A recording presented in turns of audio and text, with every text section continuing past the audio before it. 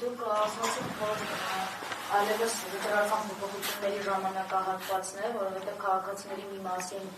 բանտարկում են, մյուս մասին զոմբիացնում, վճռական ինչ փոփոխություններ դուք կարող եք անել, եւ դրա համար անհրաժեշտ ռեսուրս արդյոք ունենք թե չէ, թե մենք հետագայում պատկերացնում ենք, որ կարող են լինել եւ արտադրական եւ հետընտրական դաշտներ։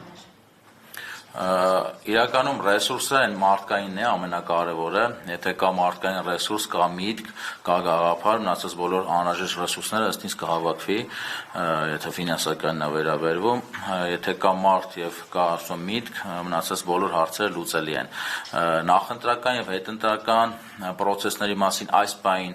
միանալու առումով չենք մտածում, որովհետեւ եթե մենք մտածենք այդ ուղղությամբ, ուրեմն մեր նախաձեռնությունը անիմաստ է։ Մենք անելու ենք մեր աշխատանքը, առաջի քայլը լինելու է բազմաթիվ ունակ եւ երկրի մասին մտածող մարդկանց մեր պրոցեսների եւ մեր խմբի մեջ մտցնելը, արդեն բազմաթիվ մարդիկ մոտ 400-ից ավել անձիկ եկել էին, հաջորդ քայլում կգա նախընտրական, իրական նախընտրական ժամանակաշրջանը, գարունը եւ այն կախված նրանից թե մենք ինչ արդյունքների ենք հասել, սոցհարցումների, մարդկանց մոտ մեր գաղափարների ընկալման տեսանկյունից, այդ ժամանակ որոշումը կայացվի կոնկրետ ընտրություններին ինչպես մասնակցել, բայց այս պայմանությամբ երբեք չենք մտածում ինչ որ մեկ հետ պետք է միավորվենք կամ նպատակը դա չի, նպատակը ինքնուրույն, կայուն եւ ոչ միայն կարճաժամկետ, այլ երկարաժամկետ Հայաստանում փոփոխություն բերող եւ կառուցվածքային քաղաքական կառուցված ստեղծող ուժի ստեղծումն է։ Իսկ բանտարկվելու հեռանկարը ձեզ չի անհանգստացնում, հաշվի առնելով նաեւ այն, որ որոշակի ժամանակ այնուամենայնիվ իրենց հետ աշխատել եք եւ կարող են, չգիտեմ, կամ կոմպրոմատներ ունենալ, կամ ինչ որ մի օր արթնանաք եւ տեսնեք ինչ որ քրեական գործում եք ներառված։ Դե ներկա պայմաններում քրեական գործի քրեական գործ առաջադրելու համար մի քանի բառը ամբողջությամբ բավարար են, փորձը ցույց է տալիս, այսինքն բոլորը այդ վտանգի տակ են, բայց վախենալ ասելը ոչ մեկին հաճելի չի իհարկե բանտարկվելը, բայց եթե մենք մեր անձը չենք կարող նույնիսկ վախում ենք բանտարկությունից, որ մենք քաղաքացիություն անելիք չունենք։ Այսինքն եթե ուզում ես մեծ իրական փոփոխություն բերես, մարդիկ հանուն Հայաստանի Հանրապետության իրենց կյանքը նվիրաբերեցին, իրենց երեխաների կյանքը, եթե մենք չենք կարող դրամադրենք մեր ժամանակը, ուրեմն կամ առավելագույնը կարող են մեզ անել բանտարկել, ուրեմն մենք ինչ գործ ունենք ստեղ եւ ինչ գործ ունենք հանրայինի մասին մտածելով։ Պետք է մեր անձնականով ուրեմն զբաղվենք։ Եթե զբաղվում ենք, ուրեմն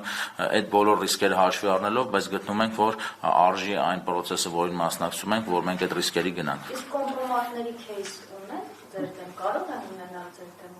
Ես ասացի կոմպրոմատների, ես իմ կյանքով,